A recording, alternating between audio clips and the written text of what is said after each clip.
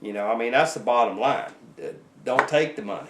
Well, I have a feeling a lot of the taxpayers out there might feel a little better about the process if the Navy or if somebody externally Takes a to look. this area was overseeing. Absolutely. And we've asked the Navy whether they're going to be doing that, whether they're going to be monitoring the appraisal and the negotiation process for this property. And we haven't received word back yet, but we will, of course, let you know as soon as we know whether they're going to oversee that process. But it's $20 million. It's a variety of properties scattered around Whitingfield. Some of those properties people bought within the last 2 or 3 years for whatever reason, and now it looks like they may be in a position to turn around and sell it to the federal government, to us, Right. and We just want to make sure we get a that good it's- deal on them. that it is a fair and equitable deal for the taxpayer. That is correct. So we'll keep you posted on how that process goes down in coming months and probably in coming years. Well, Deborah, we have it's finally, out, kind of In the people open. out in the open now. We have a GO prison coming to Santa Rosa County, and For mentally well, problematic inmates. there certainly seems to be some issues there, but I would like to say this. Approximately 500 jobs are going to come from it. Mm-hmm. I think they will be fairly reasonably paid jobs. People are going to get some training involved in this. There's some advantages and disadvantages. I mean, the disadvantage, of course, is when somebody gets loose and runs through a neighborhood. That's not good. But one of the distinct advantages to it is the state of the economy has nothing to do with the prison system. If they have inmates, the state wants them to keep them there. They're not going to be laying off and having huge changes in the economics of that.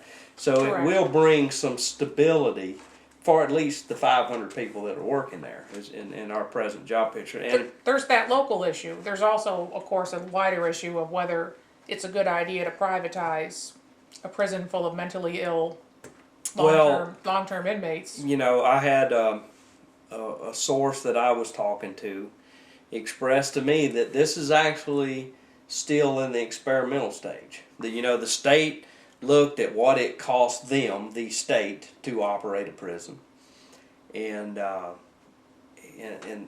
this is kind of an experiment. Okay, can you guys do what we want done for a lower cost than what it's costing us to run it ourselves? And so it's still an open-ended question as to whether or not it's going to continue.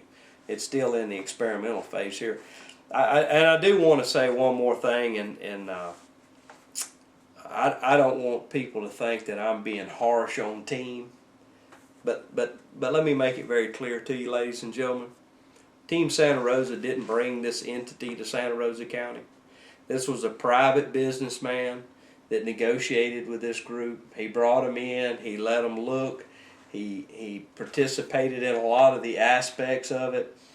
And just to let you know ahead of time, the first piece of paper that I see, or the first verbal comment that says Team Santa Rosa had anything to do with this, you're going to hear me go off on somebody because it's not true. We should mention that we are going to be subsidizing them coming into the tune of about $2.4 million. Right. It's $1.8 million maximum in setting infrastructure, water, and that kind of thing, sewer out to that area. That's $1.8 million that's been set aside. And then there's also extra money that we're doing kind of a deal with the city of Milton to get some of their stuff taken care of, Right. and they're going to cancel their impact fees for it. So there's a couple people running around that are trying to indicate to people that there hasn't been a cost to the taxpayers in Santa Rosa County.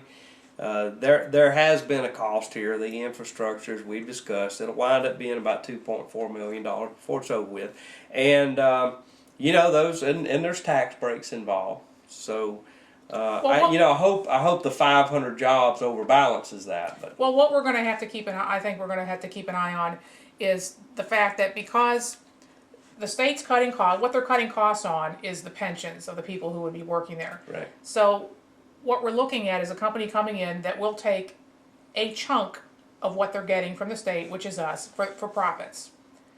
Now, how much they move over to profits versus, Employees, right. keeping crazy inmates from Right. breaking out remains to be seen. Right. But that's what we need to keep an eye on is exactly how that prison is run and how it impacts the community around it. As a privately run prison where they don't have perhaps the transparency, the Right. oversight, the controls over it that a And, state-run prison You would know, have. time will tell on this. Yeah. We will have to see, and we're certainly going to keep you, the viewer, informed. Well, obviously, we need to say a little something about the election results this week. Why do you even want to talk about it? Well, I think that the people have spoken. I think that the people have spoken in favor of kind of a optimistic, perhaps positive view towards the coming years. Perhaps we can correct some of the damage that's been done in the last 7 years, which I think even your guys, your party, have admitted there's been a lot of damage done in the last 7 years. And I think that people are hopeful that maybe there's some light at the end of the tunnel now that we're going to have President Obama in there, and he's going to address some of this terrible situation that the middle class is in. I mean, we're almost in a depression. Surely you agree with that? Well, certainly I don't agree with it. I will tell you that my Republican Party has let me down. They've done a pitiful job in the last 8 years. The National Party is a complete insult. I'm trying to feel bad for you. The state party is an insult.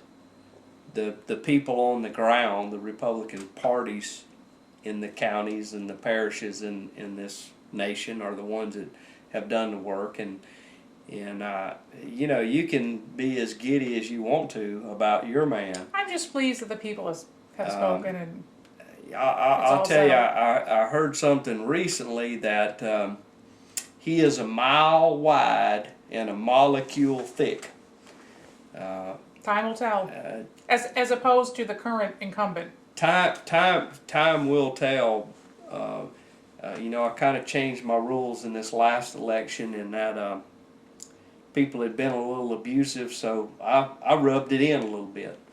Well, I'm going to be standing by, and when your taxes go up, and when your capital gains tax goes up, and when corporations start laying people off because of the tax burden, and when instead of 40% that don't work but get a check from the government now, when that grows to 50 and 60%, and the economy starts falling apart, I'll be the guy out in the road that will be bringing that to your attention. So, as always, I stand by with what the people have voted. We'll see how it works out. Time will tell. Light at the end of the tunnel, folks. Well, that concludes our programming. Visit us again at Santa Rosa Week every Saturday, Channel 27, 4:30 to 5.